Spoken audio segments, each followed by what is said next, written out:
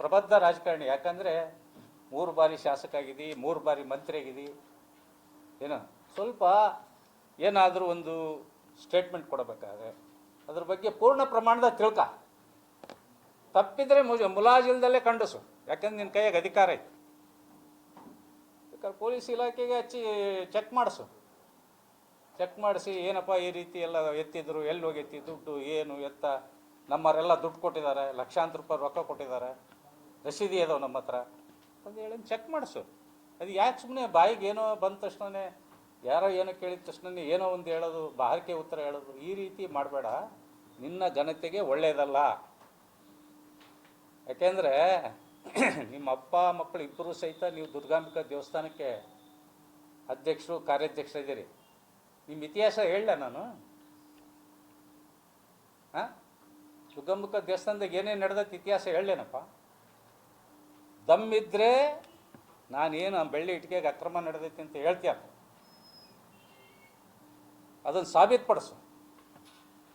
ನೀವೇನೇನು ಅಪ್ಪ ಮಕ್ಕಳು ಅಧ್ಯಕ್ಷರು ಕಾರ್ಯಾಧ್ಯಕ್ಷ ಆಗಿದ್ದಲ್ಲಪ್ಪ ನೀನೇ ದೇವಸ್ಥಾನಕ್ಕೆ,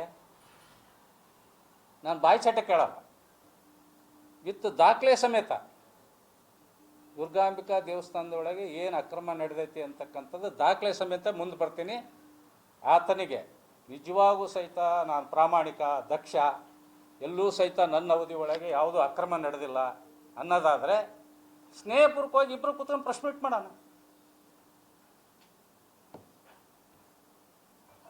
ಇಬ್ಬರು ಕೂತ್ಕೋಣ, ಅವರು ಬರಲಿ ನಾನು ಬರ್ತೀನಿ, ನಿಮ್ಮ ಎದುರಿಗೆ ಪ್ರೆಸ್ ಮೀಟ್ ಮಾಡೋಣ. ನೋಡ್ರಿ ಯಶವಂತರಾವ್, ನೀವು ಬೆಳ್ಳಿ ಇಟ್ಟಿಗೆ ಒಳಗೆ ಇಂತಿಂಥ ಅಕ್ರಮ ಮಾಡಿದ್ದೀರಿ, ಇಷ್ಟಿಷ್ಟು ದುಡ್ಡು ಹೊಡೆದಿದ್ದೀರಿ ಅಂತಂದು ಹೇಳಂದು ಆತ ಹೇಳಿದೆ.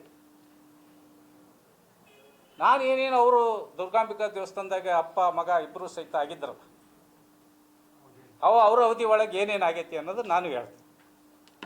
ಈ ಚಾಲೆಂಜನ್ನು ಸ್ವೀಕರಿಸೋಕೆ ಇದ್ರೆ ಬೇಕಾದರೆ ಅವ್ರು ಯಾವತ್ತು ಬೇಕಾದ್ರೂ ಕರೀಲಿ ನನಗೆ.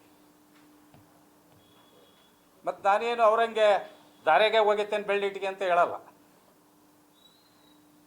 ಹಾಂ, ಬೆಳ್ಳಿ ಇಟ್ಟಿಗೆ ಕೊಟ್ಟರು ಬೇಕಾದ್ರೆ ಅಕಸ್ಮಾತ್ ಅದಕ್ಕೂ ಅನುಮಾನ ಇದ್ದರೆ ಅವ್ರು ಯಾರು 5 ಜನ ಇನ್ಕ್ಲೂಡಿಂಗ್ ಅವ್ರು 3 ಜನ ಅಪ್ಪ ಮಗ ಮತ್ತು ಅವ್ರ ಧರ್ಮಪತ್ನಿ, ಬೇಕಾದ್ರೆ ಇನ್ನೊಂದು ಇಬ್ಬರು ಯಾರನ್ನಾರು ಅಡಿಷನ್ ಸೇರಿಸ್ಕೊಂಡ್ರೆ 5 ಜನಕ್ಕೆ ಫ್ಲೈನ್ ಟಿಕೆಟ್ ನಾನೇ ತೆಗಿಸ್ತೀನಿ. ಅಪ್ ಆ್ಯಂಡ್ ಡೌನ್ ಅಯೋಧ್ಯೆಗೆ ಹೋಗೋಣ. ನಮ್ಮ ಏನು ಅಯೋಧ್ಯೆ ರಾಮ ಮಂದಿರದ ಟ್ರಸ್ಟ್ ಆಫೀಸ್ ಐತಿ, ಅಲ್ಲಿ ಬೆಳ್ಳಿ ಇಟ್ಟಿಗೆ ಕೊಟ್ಟಿರ್ತಕ್ಕಂಥ ಪುರಾವೆ ಐತಿ, ಬೆಳ್ಳಿ ಇಟ್ಟಿಗೆ ಐತಿ. ಅದು ಇಲ್ಲ ಅಂದರೆ ಏನು ಬೇಕಾದರೂ ಸಹಿತ ನಾನು ಶಿಕ್ಷೆಗೆ ಒಳಗಾಕಕ್ಕೆ ತಯಾರಿದ್ದೆ. ಅವ್ರು 1 ರೂಪಾಯಿ ಖರ್ಚು ಮಾಡೋದು ಬೇಡ, ನಾನೇ ಅಪ್ ಆ್ಯಂಡ್ ಡೌನ್. ಯಾಕಂದ್ರೆ ಅವ್ರು ಶ್ರೀಮಂತರು, ರೈಲು ಪೈಲು ಬಸ್ನೇ ಬರಲ್ಲ, ಎಲ್ಲಿ ವಿಮಾನನೇ ಆಗಬೇಕು ಅವ್ರಿಗೆ. ಫ್ಲೈನ್ ಟಿಕೆಟೇ ತೆಗಿಸ್ತೀನಿ. ಇನ್ನು 3 ಜನ ಅವರಿಗೆ, ಅವರಿಬ್ಬರು ಯಾರು ಪಾಲರ್ಸ್ ಅದಾರ ಅವರಿಬ್ಬರಿಗೆ, 5 ಜನಕ್ಕೆ ನಾನೇ ಟಿಕೆಟ್ ತೆಗಿಸ್ತೀನಿ. ಅಪ್ ಆ್ಯಂಡ್ ಡೌನ್ ಟಿಕೆಟ್ ತೆಗಿಸ್ತೀನಿ. ಅಲ್ಲಿ ಉಳ್ಕೊಳ್ಳೋ ವ್ಯವಸ್ಥೆಗೆ ಏನೇನು ಬೇಕೋ ಲಾಡ್ಜ್ ಐಶ್ವರ್ಯಾಮಿ ಲಾಡ್ಜ್ ಬೇಕಂದ್ರೆ ಐಶ್ವರ್ಯಾಮಿ ಲಾಡ್ಜನ್ನೇ ಬುಕ್ ಮಾಡ್ತೀನಿ. ಬೇಕಾದ್ರೆ ಹೋಗಿ ಚೆಕ್ ಮಾಡ್ಕೊಂಬರ.